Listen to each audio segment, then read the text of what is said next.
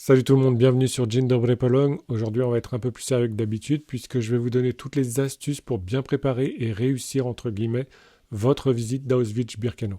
Allez, c'est parti. Alors, on va commencer par la réservation des billets. Par pitié, faites-le sur le site officiel de Auschwitz-Birkenau. Je vous mettrai le lien dans la description de la vidéo. Parce qu'il y a beaucoup de sites de tour opérateurs qui brouillent un peu les pistes et je vois énormément d'internautes qui réservent sur ces sites de tour opérateurs en pensant à tort qu'ils ont réservé sur le site officiel. Malheureusement, avec ces sites-là, et même le plus connu, je vois chaque jour un nombre incalculable de visites guidées annulées au dernier moment sans raison. Alors si vous ne voulez pas vous retrouver dans une telle situation, passez toujours par le site officiel. La réservation des billets est une étape très importante et obligatoire. Je vous conseille très fortement de la faire au moins 2 mois avant votre visite pour être sûr d'avoir des billets et pour avoir le choix de choisir l'horaire de visite qui vous convient. Il faut savoir que les entrées de base sont gratuites.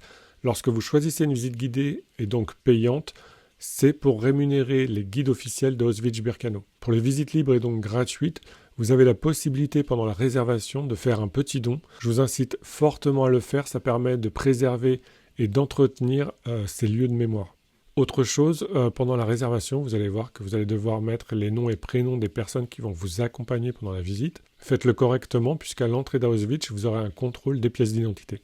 Alors je vais m'arrêter 2 minutes sur les horaires de visite libre parce qu'il y a une petite astuce à connaître. Lors de votre réservation, vous allez choisir un horaire qui va se situer après ceux des visites guidées. Par exemple, après 16 heures en été. Sauf que cet horaire va correspondre uniquement à l'horaire où vous allez pouvoir entrer dans Auschwitz. Par contre, vous pouvez et vous devez même aller à Birkenau bien avant, même dans la matinée si vous le souhaitez, parce que sinon, vous n'aurez jamais le temps de faire les 2 camps correctement.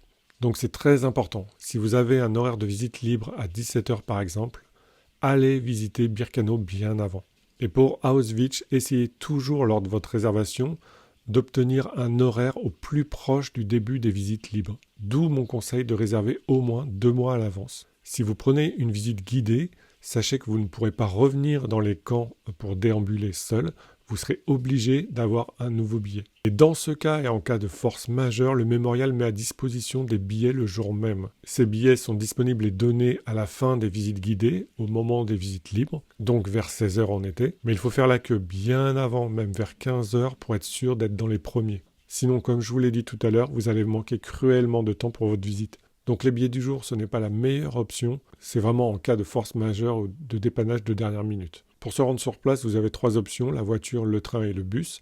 En voiture, vous êtes à peu près à 1 heure de route depuis Cracovie. Depuis Katowice, vous avez 37 minutes de route. Lorsque vous arrivez là-bas, garez-vous absolument à Auschwitz. C'est le parking officiel qui n'est pas très cher. Si vous avez choisi une visite libre, vous allez commencer par Birkenau. Je vois qu'il y en a certains qui suivent. Mais garez-vous quand même à Auschwitz. Il y a un parking à Birkenau, mais il est plus cher. Et surtout, une fois que vous allez vous garer à Auschwitz, vous allez laisser votre voiture là-bas pour la journée, puisqu'il y a un système de bus gratuit entre les 2 camps.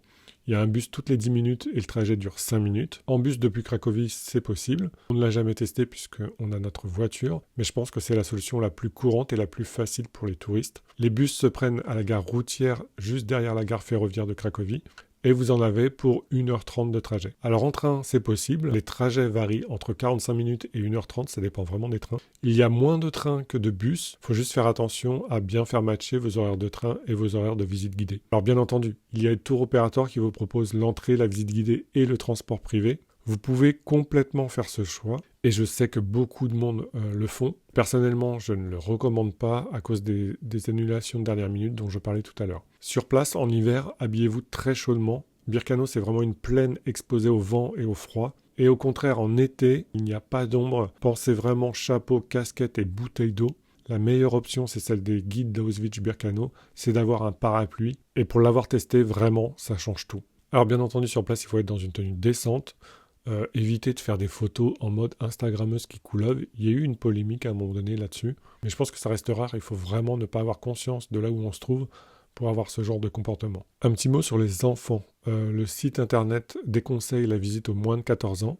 Alors ça va vraiment dépendre de la maturité et de la sensibilité de l'enfant. Alors bien entendu, je pense que les visites pour les moins de 12 ans ne sont pas appropriées, Mais lorsqu'ils sont au collège et qu'ils vont aborder l'Holocauste pendant le programme, je pense que ça peut être très intéressant pour eux de faire cette visite. Mais en les préparant et en les préservant peut-être de certains détails pendant les visites. Par contre, sachez qu'il n'y a aucune interdiction dans le règlement des camps. C'est vraiment juste un conseil qu'on donne aux parents. Une question qui revient souvent aussi, c'est la question de la restauration sur place. Alors non, il n'y a pas de système de restauration au sein des camps. Vous avez un petit café à l'entrée d'Auschwitz. Parfois, vous pouvez avoir un food truck du côté de Birkenau. Mais si vous voulez faire un vrai repas, sachez qu'Auschwitz est dans la ville. Il y a moyen d'aller dans le centre pour se faire un restaurant. Sinon, vous avez une épicerie en face de la gare et non loin de la gare, vous avez une zone commerciale. Vous passez devant lorsque vous venez depuis Cracovie en voiture avec supermarché, McDonald's et compagnie. Donc voilà, je pense que je vous ai tout dit pour bien préparer et réussir votre visite d'Auschwitz-Birkenau. Si vous avez des questions, n'hésitez pas à me les poser en commentaire, j'y répondrai. En attendant, likez, abonnez-vous à ma chaîne et je vous dis à très vite pour une nouvelle vidéo. Do zobaczenia.